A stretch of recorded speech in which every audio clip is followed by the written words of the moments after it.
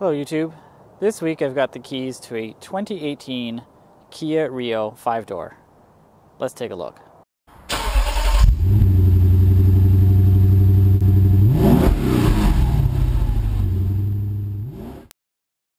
So this is the 5-door Kia Rio. This one's fully loaded pretty much, so it's $26,000 Canadian, which is a lot of money for a Kia Rio, I think. It is automatic, and it's got navigation and leather and sunroof, so it's got quite a bit of features. I believe the Rio starts at around 16 grand though, so there's quite a bit on here. It's powered by a 4-cylinder 1.6 liter engine. It's only got 130 horsepower, and I believe it's 116 pound-feet of torque, so it's not very powerful. What else can I say about it? It's red. It's got 5 doors. There is quite a bit of space in for a compact hatch. It's got a backup camera. As you can see here, this is really easy to open. This is, there is, like I said, quite a bit of space here. This is quite deep, and then you do have a full-size spare inside. Well, it's a donut. It's not a full size, but it is a spare. You do get a spare. A lot of cars aren't getting a spare tire anymore. You've got a little cubby hole on this side. And, there's a light, so it's pretty basic. You can flip down the seat 60-40. You pull a lever up here and just kind of push it down, and it'll flop down. And then you've got this big hump here, which you get in the hatchback. But, if you don't have the hump, then you lose the depth. So you kind of got to get a trade-off there.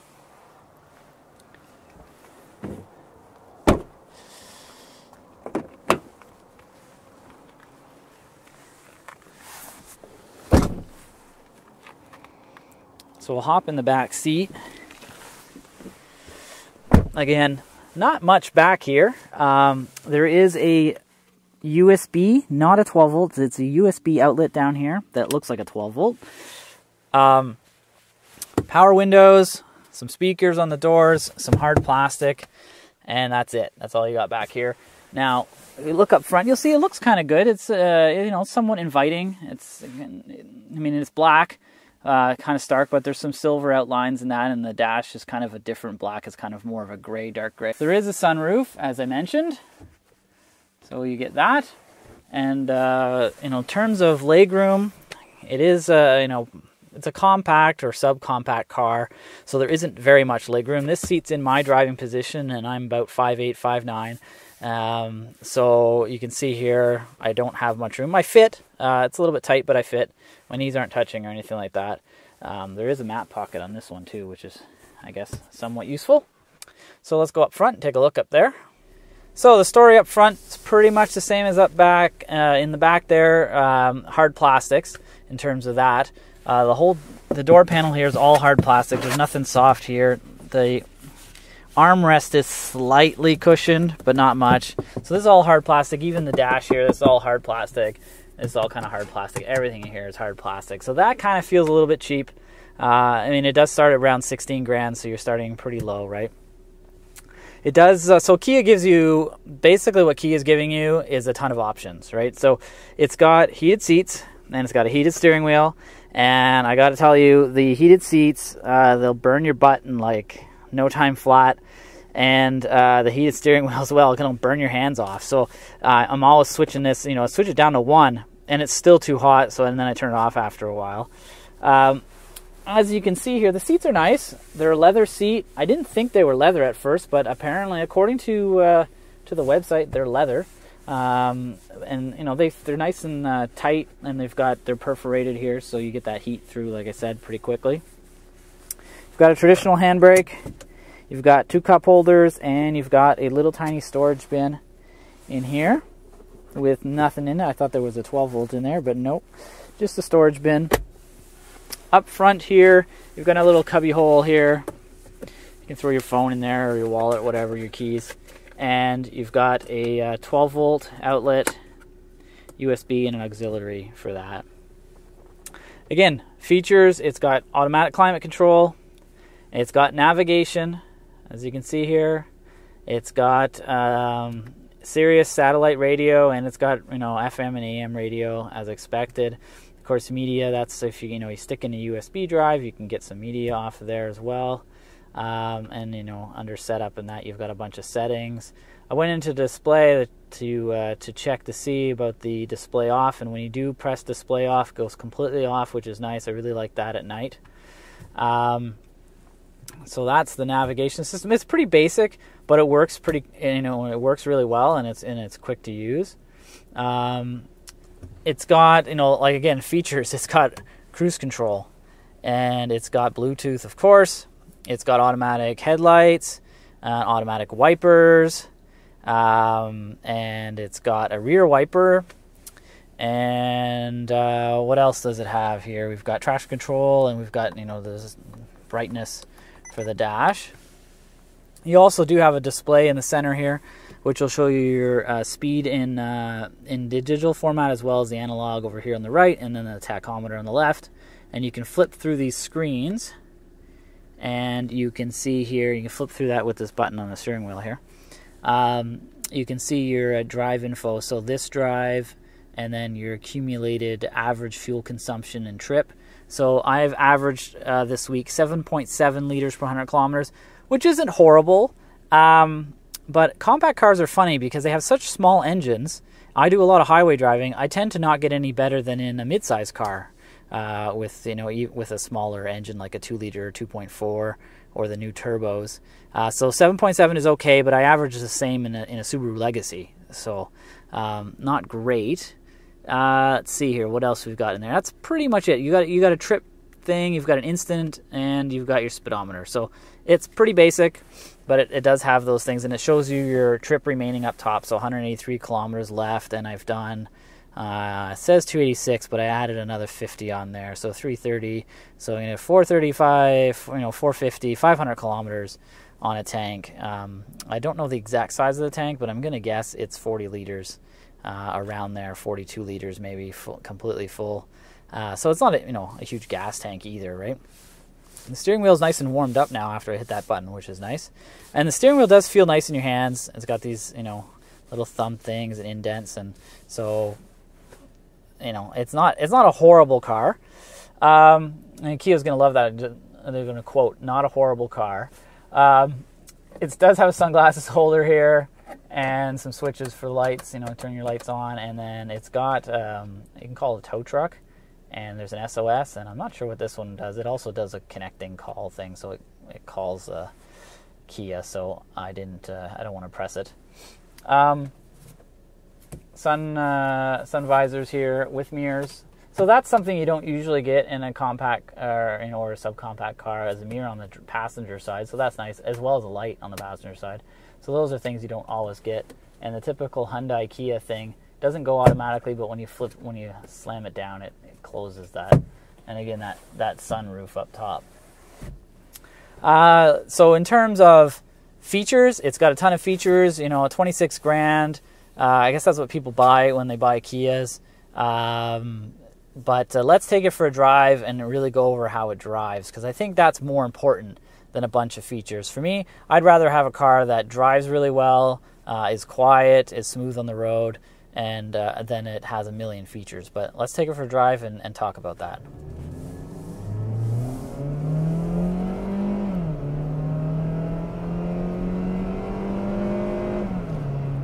So there's an acceleration run. It's not particularly quiet, and it's not particularly fast. It's not slow or anything. It gets up and goes pretty good. There's a 6-speed automatic transmission in this car, and that kind of lets it down a little bit. If you had the manual transmission, you can kind of wring it out a little bit and have some fun.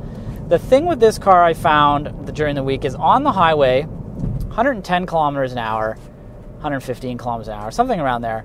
Set the cruise control, cruising down the highway, the slightest little incline, like the tiniest little incline, and the thing is downshifting.